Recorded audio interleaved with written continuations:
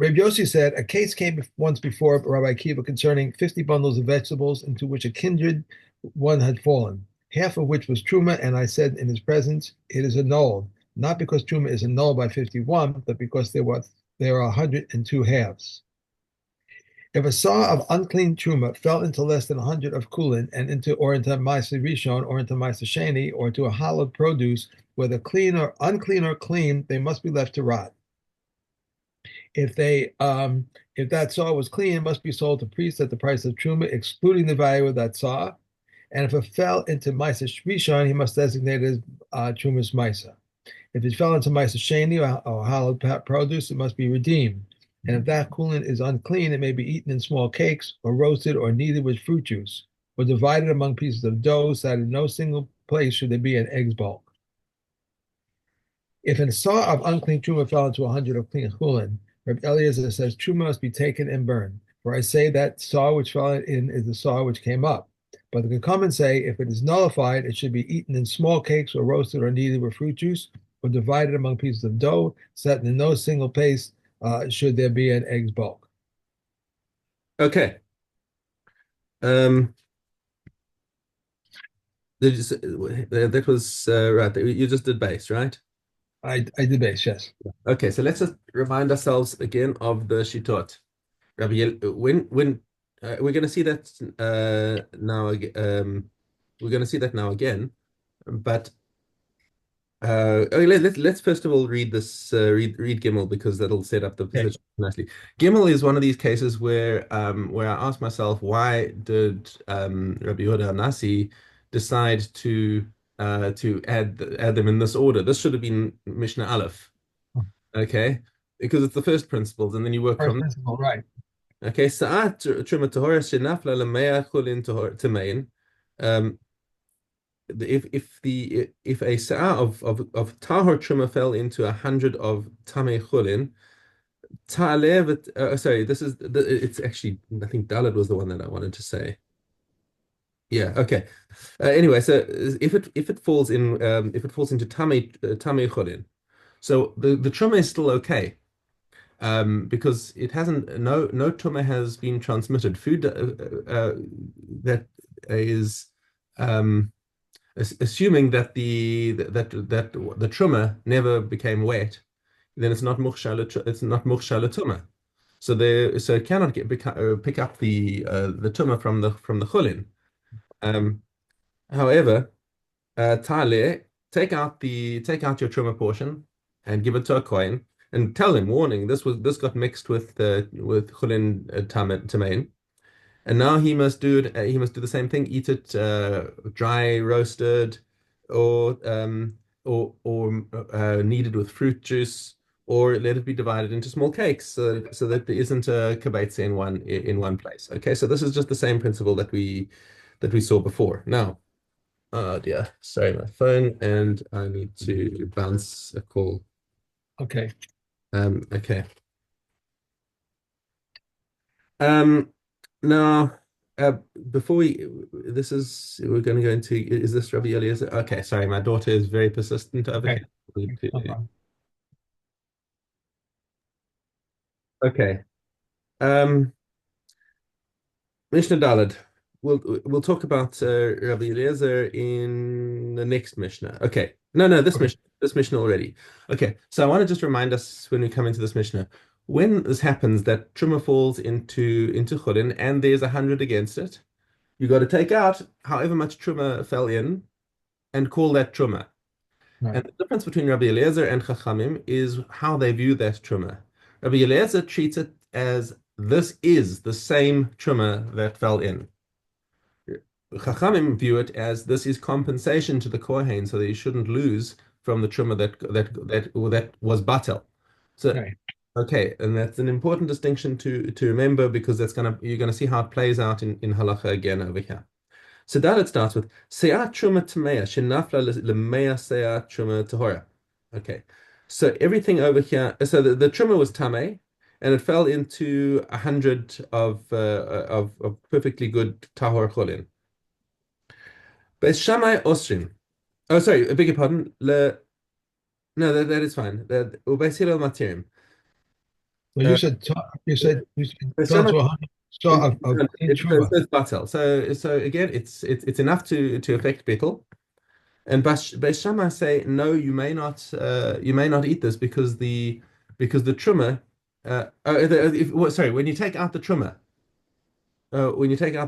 what do you? Oh, oh wait, sorry, truma tahora. I'm sorry, blind. Okay, everything in the story is truma. Okay. The okay, right. Everything in the story is truma. So now the question over here between Beis Hillel and Beis Shammai is: does truma act the same way to be mevatel other truma as chulin does? Now you want it to be mevatel because the tamei chulin, the tamei truma is asur to eat, it must be burned, but the rest of the truma is perfectly good. So now Beis Shammai say no, this has destroyed the whole pile. And Beis Hillel saying, no, this is perfectly fine. It's batil.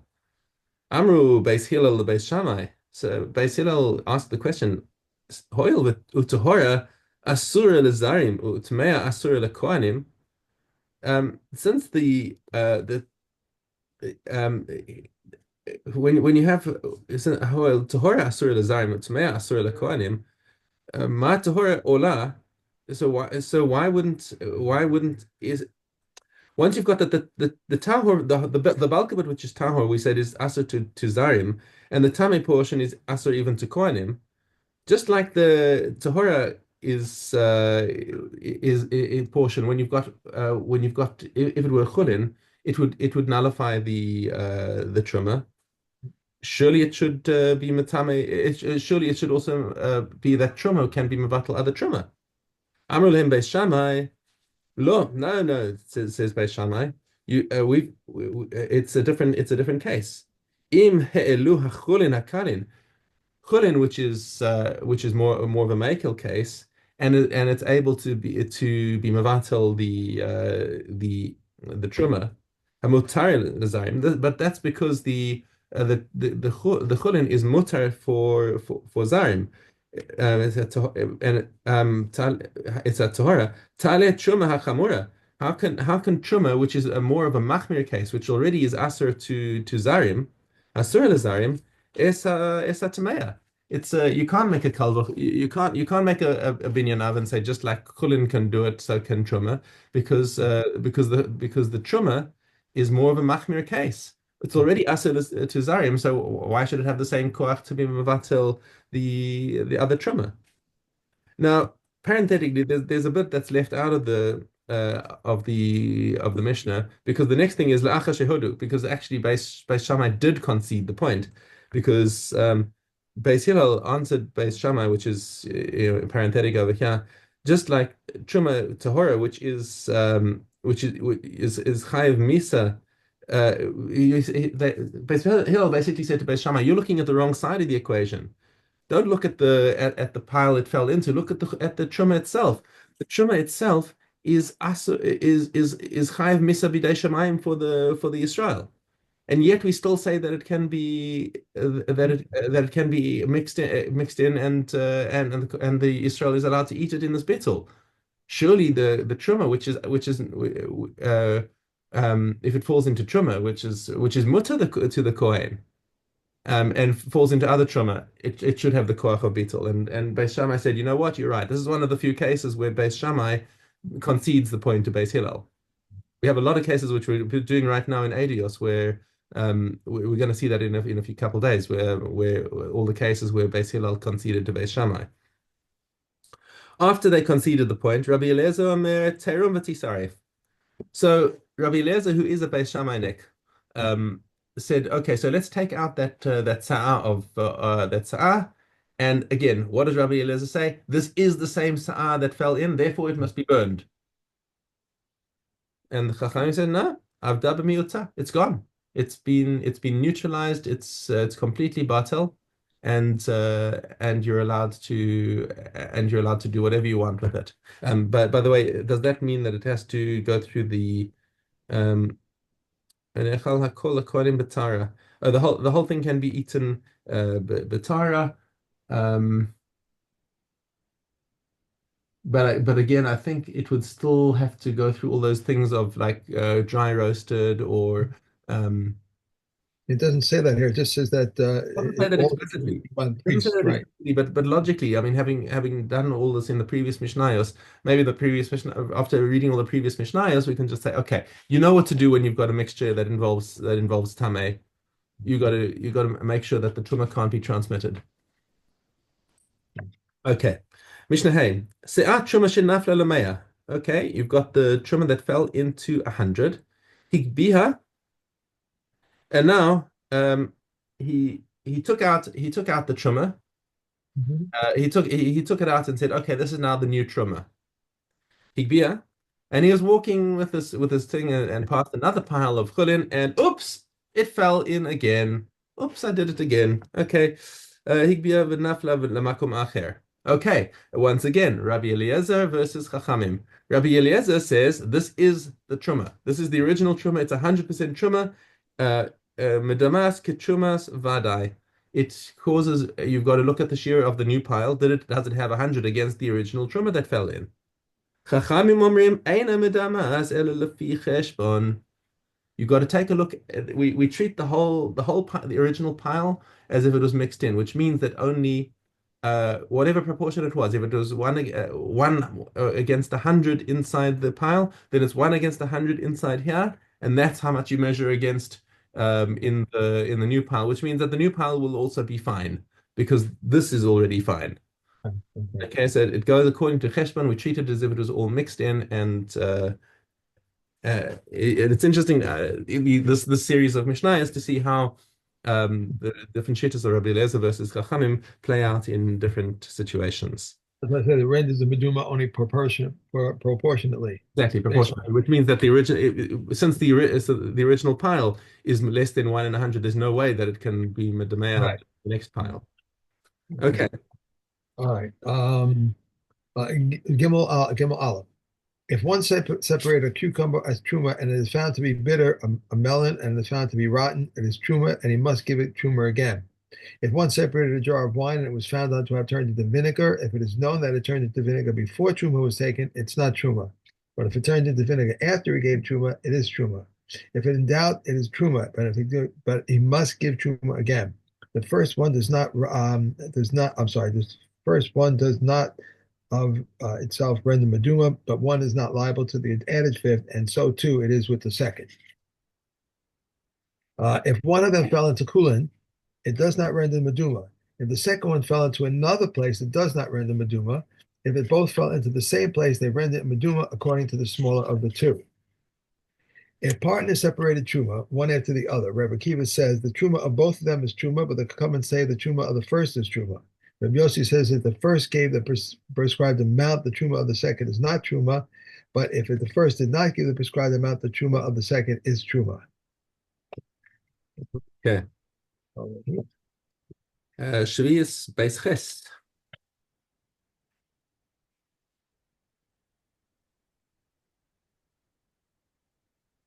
Okay, seedless onion. But no, I'm sorry. Yeah. Okay. Red Shimon Shishori says the Egyptians beans sown from the outset for seed likewise. Reb Shimon says large-sized beans likewise. Reb Elazar says large-sized beans, and if they began to form pods before Rosh Hashanah. Seedless onions and Egyptian beans from which water had been withheld for 30 days before Rosh Hashanah are tithe according to the past year and are permitted in the seventh year. But if not, they're forbidden in the seventh year and are tithed in accordance with the next year. Also, those in a rain-watered field from which water had been withheld for two spells, so says Reb Meir, but the Chachamim say three.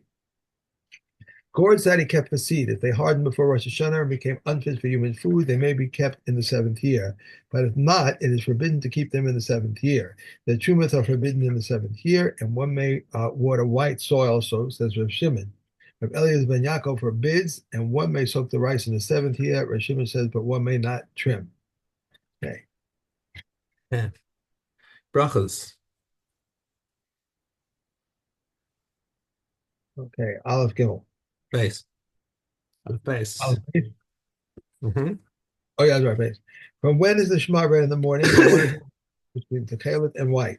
From Eliezer says when one can distinguish between the kalit and green.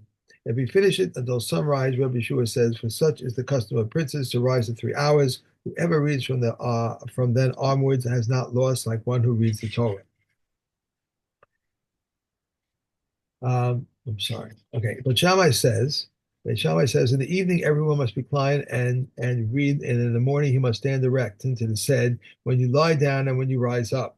And Beis Hillel says, everyone may read it as suits him, since it says, and when you walk by the way. If so, why does it say, and when you lie down and when you rise up? The time when people lie down and the time when people are up. Reb Tarfon said, I was once on the road and I reclined to read in conformity with Beit Shammai, and I endangered my life because of robbers. And they said to him, you deserve to forfeit your life since you did not act in accordance with the words of Beis Hillel. In the morning, one recites 2 blessings before it and one after it, and in the evening, 2 before it and 2 after it, one long, one short. Wherever they lay down a long formula, one is not permitted to shorten, and a short formula, one is not permitted to lengthen. To recite an end formula, one is forbidden not to recite the end formula, but not when not to recite the end formula, one is not permitted to recite an end formula. Okay. Okay. This,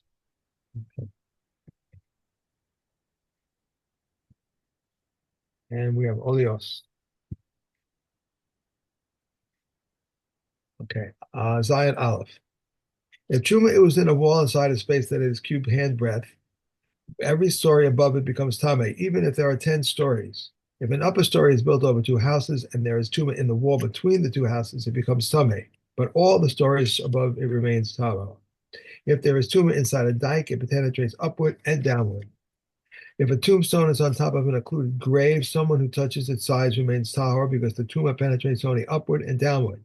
But if the place of the tumah contains a cubed handbreadth of empty space, one who touches any part of the tombstone becomes tameh because it is treated like a sealed grave.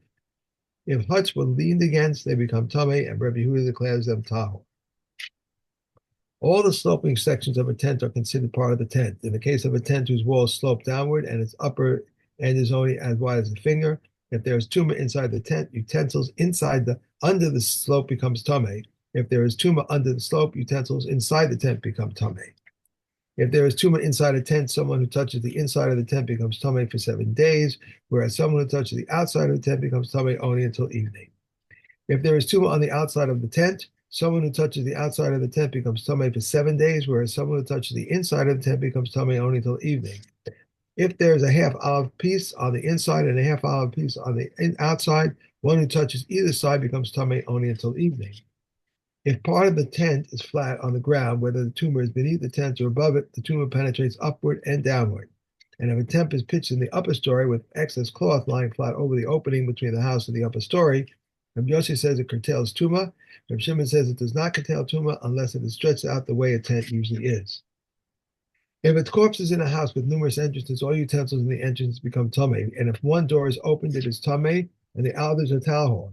If it is decided to remove the corpse through one of the doors or through a window 4 handbreadth square, tumah is contained from all other entrances.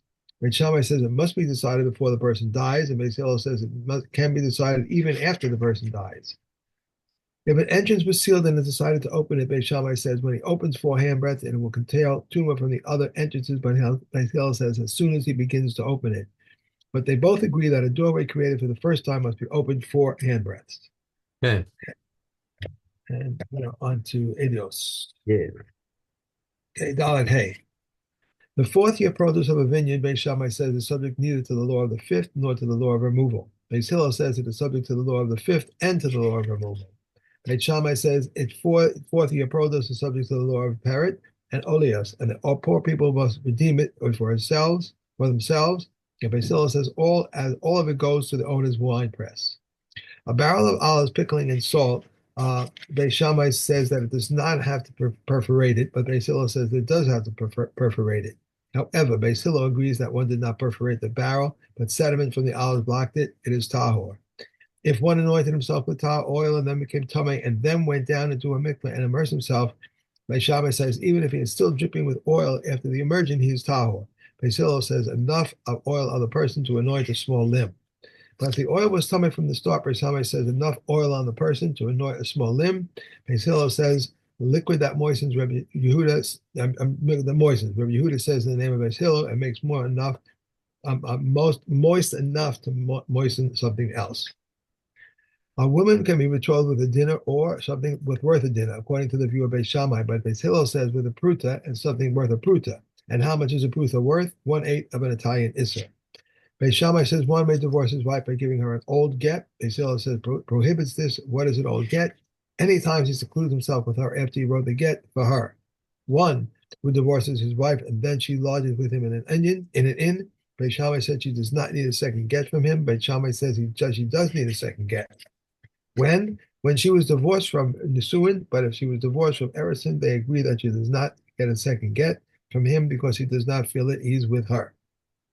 Okay. And one more, we have Cotton.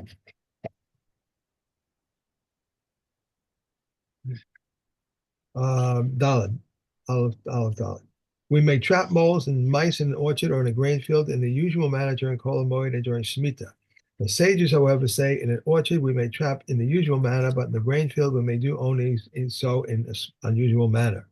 We may block up a breach during Kol Hamoed, but during Shemitah we may build it up in the usual manner.